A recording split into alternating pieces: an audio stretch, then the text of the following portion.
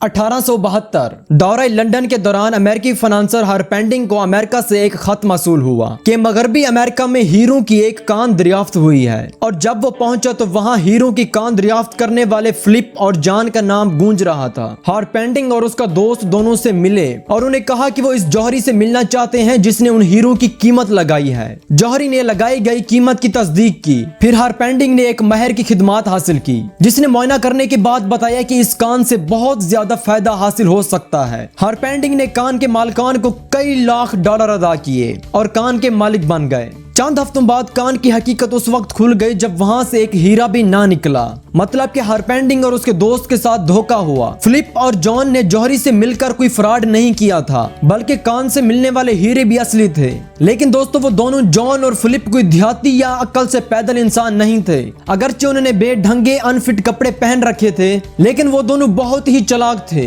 वो दोनों बेवकूफ होने की अदाकारी कर रहे थे। उन्होंने दोनों बार कान से हीरे खरीद कर खुद जाकर दफन किए। इस मंसूबे की कामयाबी में उन हीरों से ज्यादा फिलिप और जॉन की अदाकारी का हाथ था। दोस्तों, हम बात कर रहे हैं 48 लॉज ऑफ पावर के 21वें असूल के बारे में। 21वां असूल कहता है, मकसद हासिल करने के लिए अपनी हैसियत को कम करने से भी पीछे ना हटें। दुनिया में कोई भी किसी दूसरे की निस्बत बेवकूफ नहीं लगना चाहता। तो असल चालाकी इसी में है कि आपके शिकार को ये लगे कि वो आपसे बहुत ज्यादा अक्लमंद है, बल्कि आपसे कहीं ज्यादा ज़हीन और फतीन है। एक बार अगर उन्हें इस बात का यकीन हो गया तो उन्हें कभी भी शक नहीं गुजरेगा कि आपके कोई पोशीदा मकसद भी है। दोस्तों, ये एहसास कि कोई दूसरा हमसे ज्यादा ज़हीन है आम तौर पर नाकाबिले बर्दाश्त होता है। अब चूंकि हम जानते हैं कि ज़हीन और अक्लमंद होने का एहसास हमारी अना की तस्कीन के लिए बहुत ज्यादा जरूरी है, इसलिए ये जरूरी है कि कभी भी किसी की जहानत और दानिश को हकीर ना कहें। लेकिन अगर आप इस कानून को अपने लिए इस्तेमाल कर सकें तो ये आपके लिए फरेब और धोखाधड़ी के तमाम दरवाजे खोल देता है। लोगों को इंतहाई महारत से ये यकीन दिलाएं कि वो आपसे बहुत ज्यादा ज़हीन और फतीन है, बल्कि आप उनके मुकाबले में बिल्कुल सादा लो इंसान है। 1865 में जनरल काउंसलर बसमारिस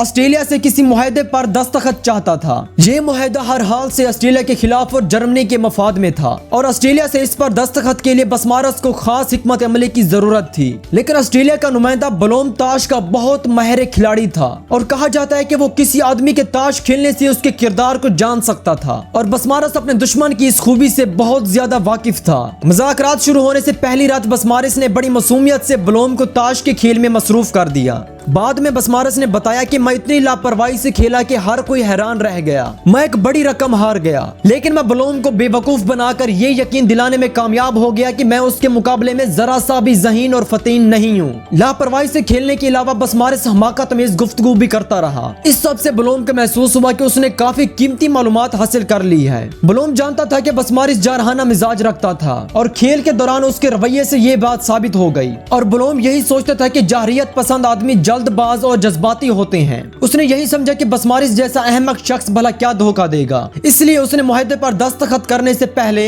उसे गौर से पढ़ना तक गवारा नहीं किया। और दोस्तों, बाद में जर्मनी को फतह हासिल हुई। दोस्तों, कहा जाता है चीते का शिकार करने के लिए भेड़ का नकाब पहन लो। इस कहावत का ताल्लुक शिकार की कदीम तरकीबों में से एक है। जब शिकारी चीते का शिकार करने के लिए सुअर की खाल पहन लेते हैं, ताकतवर चीता भी यही समझता है कि एक हट्टा कट्टा सुअर उसकी तरफ दौड़ता चला आ रहा है, इसलिए ताजा गोश्त का मजा लेने के लिए तैयार हो जाता है। लेकिन आखिरकार कामयाबी सिर्फ शिकारी को ही मिलती है। दोस्तों, आप लोगों को ये यकीन दिलाएं कि वो आपसे ज्यादा नफीस और खुश इखलाक हैं। इससे उनकी एहतियात और शक्की तबीयत दब जाती है, क्योंकि इससे उनकी एहसास से बर्तरी को जला मिलती है।